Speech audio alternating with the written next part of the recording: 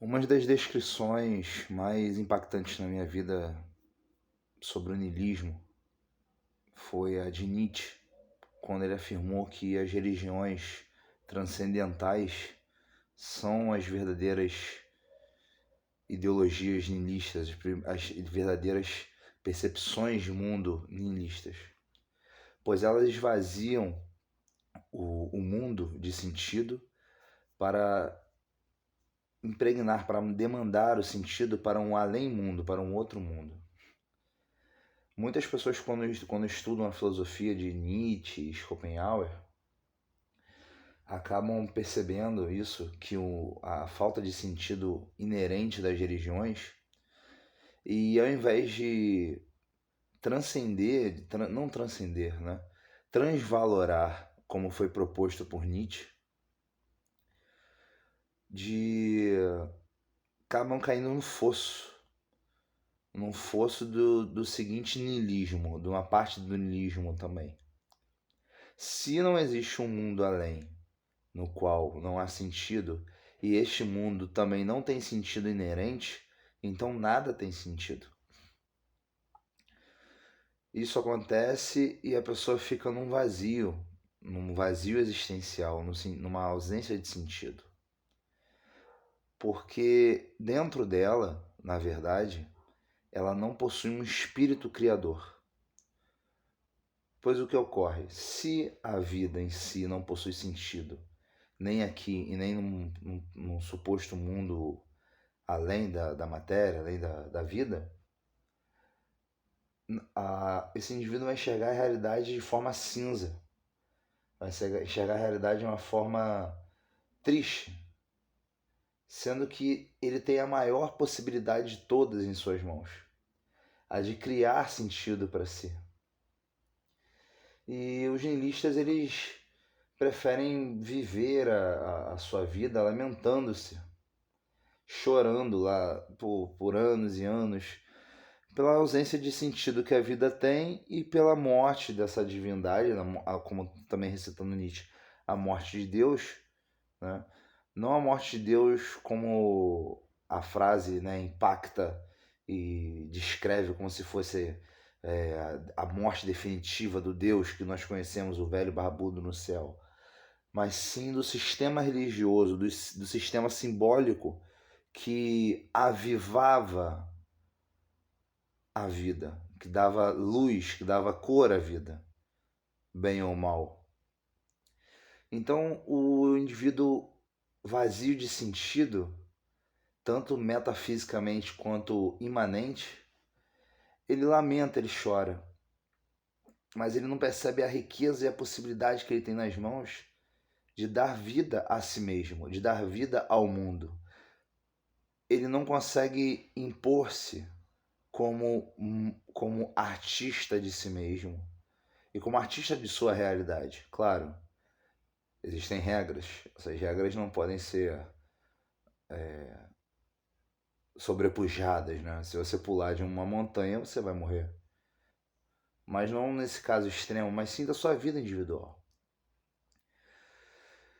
Existe todo um maremoto também de influências em nossas vidas. Esse maremoto de influências externas, de família, sociedade, religião, mas que dentro da filosofia nietzschiana e dentro da minha percepção dos meus estudos e até onde eu cheguei na minha conclusão, é de que essa filosofia ela leva você a não ignorar, mas saber trabalhar em cima da sua própria realidade. Vou citar alguns exemplos. Os maiores homens do mundo, quando eu falo homens de tamanho, não estou falando de físico, falo de grandeza. Grandeza nas suas ações, grandeza nas suas conquistas. Esses homens viveram em suas épocas e pegaram as realidades que os cercavam e transformaram em alguma coisa.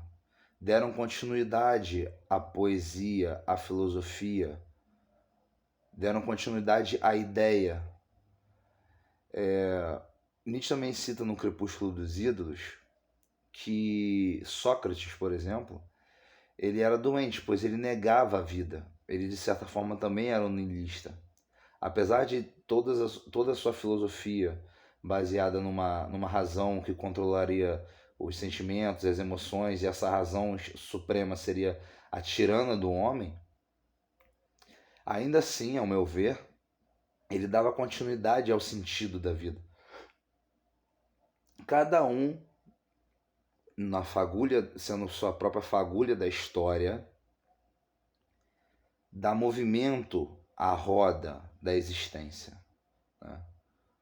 E o niilista, nada mais, ele quer interromper o ciclo da roda porque ele não consegue, ele observa o movimento dela, ele ri do movimento da roda da existência, da roda da história, da roda da vida. E como ele não tem potencialidade, ele não tem capacidade de influenciar. E quando eu falo influência, eu não me refiro à influência da história inteira, da humanidade e tal. Às vezes a influência da sua família, dos seus amigos, das pessoas que você conhece, do seu bairro, da sua cidade, seja o que for.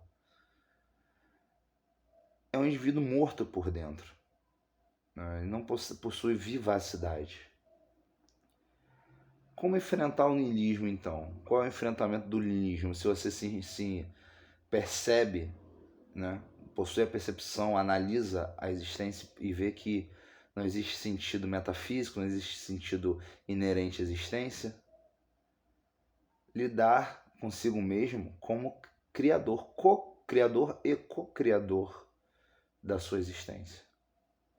Porque, apesar dos ideais cometerem inúmeros enganos durante a história, cometerem inúmeros enganos de cometer as maiores atrocidades da existência, eles moveram a roda. E você precisa arriscar. O niilista nada mais é do que um covarde. Ele teme agir e arriscar. Ele prefere recolher-se no seu quarto, na sua insignificância e lamentar-se. Enquanto aqueles que enfrentam o niilismo, enquanto aqueles que buscam criar uma história para si mesmos, têm por si, são rechaçados, são tirados como loucos, né? Mas a loucura também sempre esteve ao lado da genialidade.